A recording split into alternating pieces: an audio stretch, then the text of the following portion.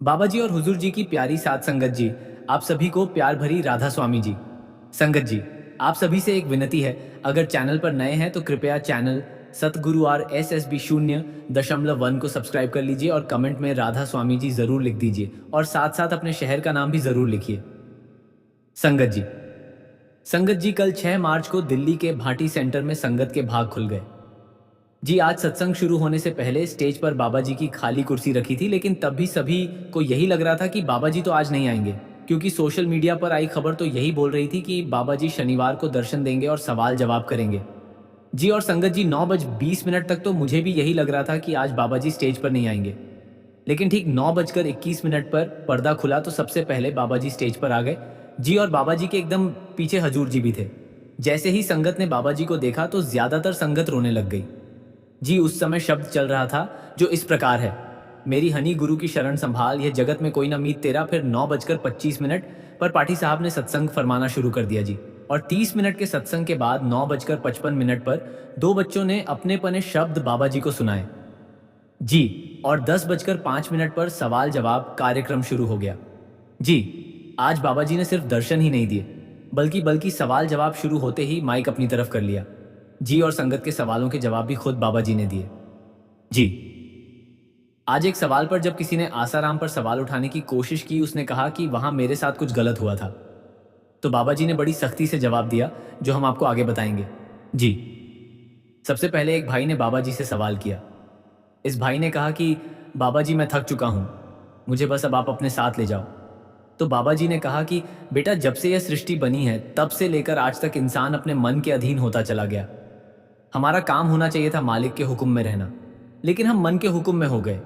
हम पता नहीं क्यों मन की बातों में आकर मालिक से मांगने लगते हैं, जबकि हमें तो करनी में जाहिर करना है। करनी करके दिखाएंगे तो कुछ कहने या मांगने की जरूरत नहीं रह जाएगी। फिर इसी भाई ने आगे कहा कि बाबा जी, कुछ गरीब सेवादार बहनें हैं, उनकी बेटियों की शादी होनी है, आप उन पर अपनी कृपा करना। तो बाबा जी ने हाँ में सिर हिला दिया। जी, फिर आगे एक बहन ने बाबा जी से सवाल किया। इसने कहा कि बाबा जी, मेरे अंदर बहुत अवगुण है और आपने मेरे अवगुण देखने के बाद भी मुझे सवाल करने का मौका दिया।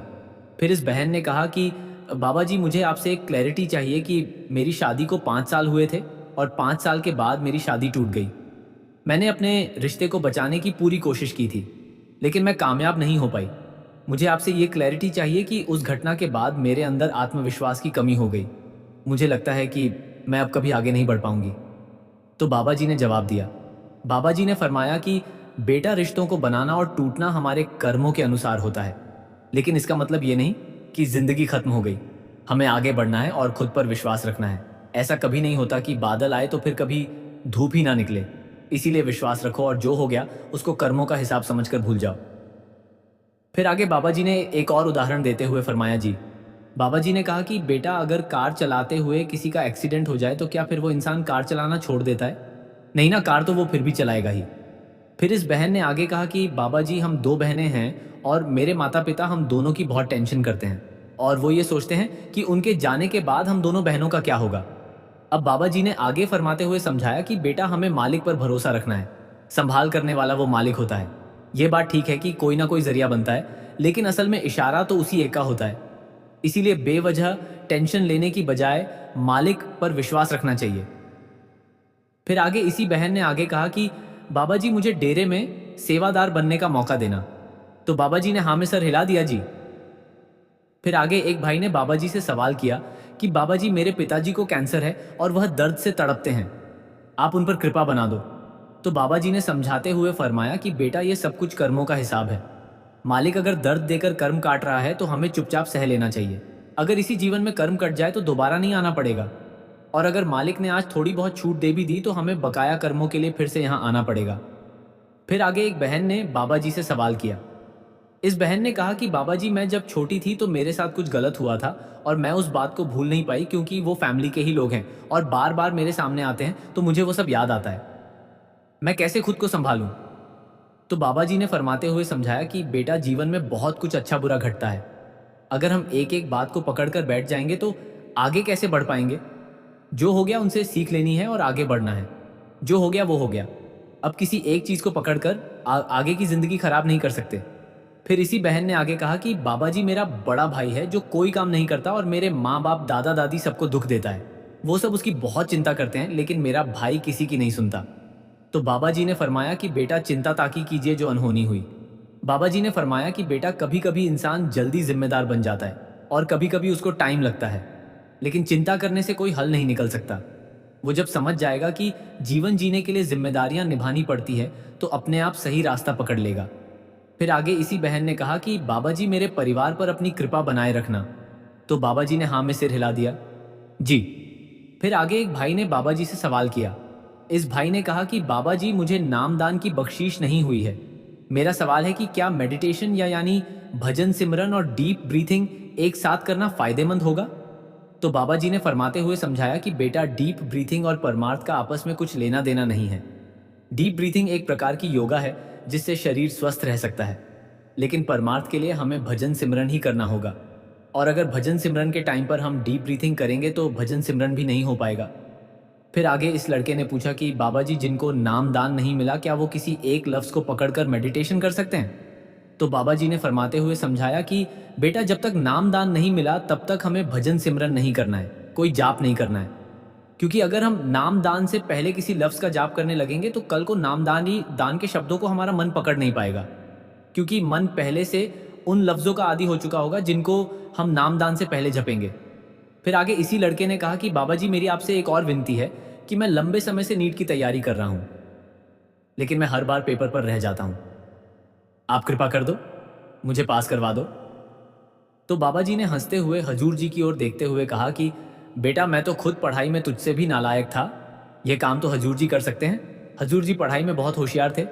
संगत जी ये सुनते ही सारी संगत जोर जोर से हंसने लगी थी, जी। फिर आगे एक लड़के ने बाबा जी से सवाल किया। इस लड़के ने कहा कि बाबा जी मैं अभी टीनेज में हूँ और मैं भी भजन सिमरन करना चाहता हूँ।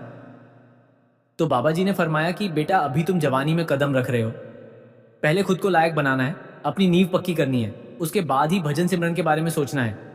बेटा हमें जल्दबाजी नहीं करनी है। फिर आगे एक लड़की ने बाबा जी से सवाल किया। इस लड़की ने पूछा कि बाबा जी बुरी संगति से कैसे बचा जा सकता है? तो बाबा जी ने जवाब दिया कि बेटा ये तो आपके ऊपर मुनासिर है, आपके ऊपर निर्भर करता है। अगर आपको लगता है कि वो लोग अच्छे नहीं हैं तो आप अपने आप वहाँ से दूर हो जाओ, और अगर अच्छे हैं तो ही आगे बढ़ना चाहिए। फिर आगे एक लड़के ने बाबा जी से सवाल किया। इस लड़के ने कहा कि बाबा जी मैं एचएम करना चाहता हूँ। तो बाबा जी ने 2 बार पूछा कि एचएम का मतलब, तो इस लड़के ने कहा कि बाबा जी होटल मैनेजमेंट करना चाहता हूँ।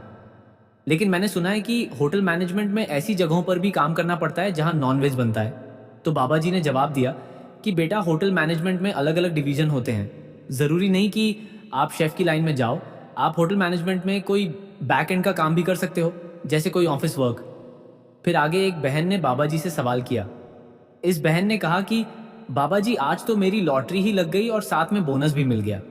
आज बाबा जी और हजूर जी के दर्शन भी हो गए और मेरी पर्ची भी निकल गई। फिर आगे इस बहन ने कहा कि बाबा जी आपने मुझे अच्छा परिवार दिया है, सब कुछ दिया है, नामदान भी दिया है। अब मेरी चुनरी भी रंग दो, मुझसे भजन सिमरन नहीं हो पा रहा, आप कुछ कृपा कर दो। तो बाबा जी ने जवाब देते हुए फरमाया कि बेटा सारा कुछ बाबा ही करेगा तो हम क्या करेंगे? क्या मैं तुम्हारे हिस्से का खाना खा सकता हूँ? नहीं ना।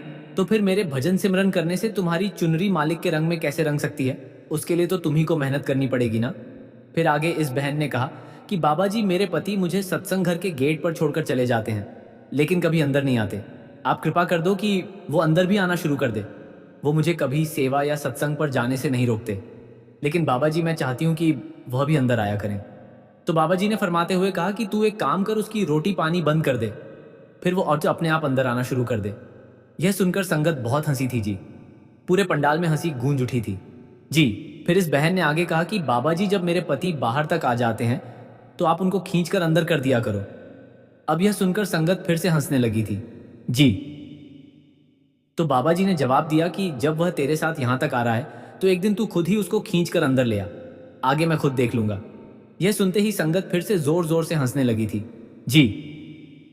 फिर आगे एक भाई ने बाबा जी से सवाल किया कि बाबा जी मेरे पापा की 10 साल पहले डेथ हो गई थी, उनकी दोनों किडनियां खराब हो गई थी और उस समय एक किडनी मेरी मम्मी ने उनको दी थी, लेकिन फिर भी वह बच नहीं सके और 4 दिन के अंदर ही उनकी किडनी फेल हुई और वो हमें छोड़कर चले गए।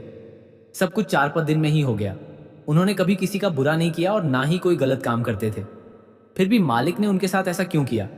तो बाबा जी ने फरमाते हुए समझाया कि बेटा, जब इंसान जन्म लेता है तो उसी दिन उसका जाने का समय फिक्स हो जाता है। इंसान जब यहाँ से जाता है तो कोई ना कोई बहाना बनता है। ये सब कुछ मालिक के हुक्म से हो रहा है। सब कुछ कर्मों का हिसाब होता है। जब किसी के कर्मों का हिसाब हो जाता है तो मालिक उसको वापस बुला लेता है। बाबा जी ने आगे समझाया कि सब कुछ कर्मों का हिसाब है, कर्मों का लेन देन है। फिर आगे इसी भाई ने पूछा कि बाबा जी, मेरा एक और सवाल है कि क्या आप मेरे पापा को लेने आए थे? तो बाबा जी ने आगे कहा कि बेटा, मैं किसी को लेने नहीं आता। लेने और भेजने वाला वो एक मालिक है। मेरा काम बस इतना है कि संगत को नाम दान देना और मार्ग दिखाना। आगे सब कुछ संगत की करनी पर निर्भर करता है, जो करनी में जाहिर कर देता है। आखिर में उसको मालिक की पहचान हो जाती है, और जो भजन सिमरन नहीं करता वो अंत समय में मालिक को नहीं पहचान सकता। फिर आगे इसी लड़के ने बाबा जी से सवाल पूछा कि बाबा जी, भजन सिमरन में अगर किसी को साउंड या लाइट नजर ही ना आए तो भी क्या मालिक उसको लेने आएगा? अब बाबा जी ने बड़ी ही गंभीरता से समझाया।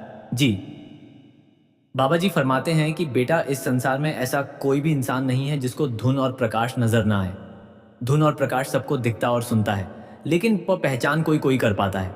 धुन भी अंदर है और प्रकाश भी अंदर है, लेकिन जहाँ पहचान करने के लिए हमें बिना किसी इच्छा के भजन सिमरन करना है। जब मालिक चाहेगा तो पहचान भी करवा देगा। फिर आगे एक लड़के ने बाबा जी से सवाल किया। इस लड़के ने कहा कि मेरा सवाल है कि मुझे कुछ लोग कहते हैं कि तू भजन सिमरन नहीं करता तो कोई बात नहीं, कम से कम सेवा पर तो चल, सेवा से ही कर्मों का निपटारा हो जाता है। तो बाबा जी, क्या यह बात सच है? बाबा जी ने फरमाया कि बेटा, कर्मों का हिसाब ना बाहरी सेवा से और ना भजन सिमरन से खत्म हो सकता है। हिसाब तो हर हाल में देना ही पड़ेगा। बाबा जी ने आगे कहा, करनी आपो आपनी के नेड्डे के दूर, लेकिन भजन सिमरन करने वाली रूहों को मालिक इतनी ताकत दे देता है कि वह हंसते हंसते हिसाब दे सके। लेकिन यह सोच लेना कि हिसाब से बच जाएंगे तो ऐसा नहीं होता। फिर बाबा जी ने यह भी कहा कि असल सेवा भजन सिमरन की ही है। सेवा चाकरी नाम वसे मनाए। बाबा जी ने कहा कि बाहरी सेवा हम खुद के लिए करते हैं, जिससे मन छुटना सीखता है, लेकिन असल सेवा भजन सिमरन ही है। फिर आगे एक बहन ने बाबा जी से सवाल किया। इस बहन ने कहा कि बाबा जी, हम 3 बहनें और मैं सबसे बड़ी हूँ। मेरी और मुझसे छोटी वाली बहन की शादी एक ही घर में हुई है, लेकिन किसी बीमारी के कारण 24 फरवरी 2024 को मेरे पति की डेथ हो गई थी। और फिर ठीक 1 साल के बाद 24 फरवरी 2025 को मेरे देवर यानी मेरे बहन के पति की भी डेथ हो गई। हमारे साथ ही ऐसा क्यों हुआ? तो बाबा जी ने फरमाया कि बेटा, मैंने पहले भी विनती की थी कि सब कुछ कर्मों का हिसाब होता है। रिश्ते तब तक साथ रहते हैं जब तक लेन देन का हिसाब पूरा ना हो जाए। फिर इसी बहन ने आगे पूछा कि बाबा जी सब बोलते हैं कि मुझे दूसरी शादी कर लेनी चाहिए, तो क्या मुझे ऐसा करना चाहिए? तो बाबा जी ने फरमाते हुए समझाया कि बेटा, जिंदगी अकेले काटनी बहुत मुश्किल है। आप अपने घर के बड़े बुजुर्गों से इस बारे में सलाह लो और वो जो कहते हैं उसी हिसाब से आगे बढ़ो। फिर इसी बहन ने आगे कहा कि बाबा जी, मेरी मदर को 3 साल से पैरालाइज है और उन्हें विश्वास है कि एक दिन आप उनको ठीक कर दोगे। तो बाबा जी ने फरमाते हुए समझाया कि बेटा, विश्वास में बहुत ताकत होती है। अपनी तरफ से कोशिश करते रहो, आगे सब मालिक पर छोड़ दो। फिर आगे एक बहन ने बाबा जी से सवाल किया। इस बहन ने कहा कि बाबा जी, मेरे पति रोज रात को मुझे कहते हैं कि ड्यूटी समझकर भजन सिमरन पर बैठाकर चाहे 10 मिनट ही बैठ, लेकिन मुझे नींद बहुत प्यारी है और मैं भजन सिमरन नहीं करती, जबकि मेरे पति रात भर भी बैठे रहते हैं। जैसे आप उन पर कृपा कर रहे हो, वैसे मुझे भी थोड़ा धक्का लगा दो, जिससे कि मैं भजन सिमरन पर बैठ सकूं। तो बाबा जी ने जवाब दिया कि बेटा, अगर मैंने धक्का लगाया तो फिर आप लोगों से सहा नहीं जाएगा, इसीलिए ड्यूटी समझकर बैठो और अपने मन को समझाओ। फिर आगे इसी बहन ने कहा कि बाबा जी, मेरी मम्मी कहती हैं कि जब भी कोई मुसीबत आए तो बाबा जी को याद कर लिया करो। बाबा जी ज़रूर आएंगे। और बाबा जी, जब भी मुझ पर मुसीबत आई है तो आप हमेशा आते हो, लेकिन मेरा सवाल है कि क्या वो सच में आप ही होते हो? संगत ये सुनते ही सारी संगत बहुत हंसने लगी थी। जी, बाबा जी ने जवाब दिया कि अच्छा हुआ आपने याद दिला दिया, अब आगे से मैं नहीं आने वाला। बाबा जी ने जिस मजाकिया ढंग से यह बात कही तो फिर से संगत बहुत जोर जोर से हंसने लगी थी। जी। फिर आगे एक बहन ने बाबा जी से सवाल किया कि बाबा जी, आपने मुझे सब कुछ दिया है, आपका बहुत बहुत शुक्रिया, लेकिन बाबा जी, कभी कभी मुझे गुस्सा आ जाता है और घर का माहौल खराब हो जाता है। तो बाबा जी ने जवाब देते हुए समझाया कि बेटा, आपके सवाल में ही जवाब छुपा है। जब आपको पता ही है कि गुस्से से माहौल बिगड़ता है तो फिर आप गुस्से करता करती क्यों हो? फिर आगे ये बहन कहने लगी कि बाबा जी, जब मुझे गुस्सा आता है तो मेरे पति मुझे समझाने की बजाय और ज्यादा गुस्सा करने लगते हैं, फिर माहौल और ज्यादा खराब हो जाता है। अब यह सुनकर संगत बहुत जोर जोर से हंसने लगी थी। जी। फिर बाबा जी ने आगे फरमाया कि बेटा बहनों के पास एक हथियार होता है और वो है बेलन। बेलन से बड़े बड़े पति चुप हो जाते हैं। यह सुनते ही सारी संगत फिर से हंसने लगी थी। जी। फिर आगे इस बहन ने कहा कि बाबा जी 1.5 साल पहले जब आपने हजूर जी को सिलेक्ट किया था तो हम सब डर गए थे और शुरू में हजूर जी से वो रिश्ता नहीं जुड़ पा रहा था। लेकिन आपने ऐसा माहौल बनाया कि अब हमें हजूर जी बहुत प्यारे लगते हैं, उनकी स्माइल बहुत अच्छी है। तो बाबा जी ने हजूर जी की तरफ देखा तो हजूर जी हंस पड़े। फिर बाबा जी ने आगे कहा, इसी बात का तो मुझे डर था। हजूर की स्माइल देखकर तुम सब मुझे भूल जाओगे। और देखो हो भी ऐसा ही रहा है। यह सुनते ही पूरा पंडाल हंसने लगा था। जी। फिर आगे एक लड़के ने बाबा जी से सवाल किया। इस लड़के ने कहा कि बाबा जी मैं आसाराम स्कूल में पढ़ता था और वहां मेरे साथ कुछ गलत हुआ जिसको मैं भुला नहीं पा रहा हूं। फिर जैसे ही उसने ये बात कही तो बाबा जी ने समझाया कि बेटा कुछ बातें पर्सनल होती हैं और वो सबके आगे नहीं बोलनी चाहिए। जो हो गया उसको भूलकर आगे बढ़ जाओ। फिर आगे ये लड़का पूछने लगा कि बाबा जी आसाराम भी तो एक संत है। तो इस लड़के के सवाल को बीच में ही काटते हुए बाबा जी ने कहा कि बेटा हम कौन होते हैं किसी की परख करने वाले। हमें किसी पर कोई उंगली नहीं उठानी है। हमारा काम है अपने आचरण पर ध्यान देना। फिर आगे एक बहन ने बाबा जी से सवाल किया। इस बहन ने कहा कि बाबा जी मेरी मम्मी को फिजिकल दिक्कत है और वह भजन सिमरन नहीं कर पाती। तो बाबा जी ने समझाया कि बेटा हमारा काम है कोशिश करना। जब हम भजन सिमरन पर बैठते हैं और सूरज शब्द से जुड़ जाती है तो फिर जिस्म के दुख दर्द महसूस नहीं होते। फिर इसी बहन ने बाबा जी को एक शब्द भी सुनाया जी, जो इस प्रकार था, इश्क माहिया दिलाया। अगी लगी कौन बुझावे संगत जी, कृपया वीडियो को ज़्यादा से ज़्यादा लाइक करें, शेयर करें और कमेंट करें। और अगर आप नए आए हैं तो हमारे चैनल को सब्सक्राइब करना ना भूलें। राधा स्वामी जी, राधा स्वामी जी।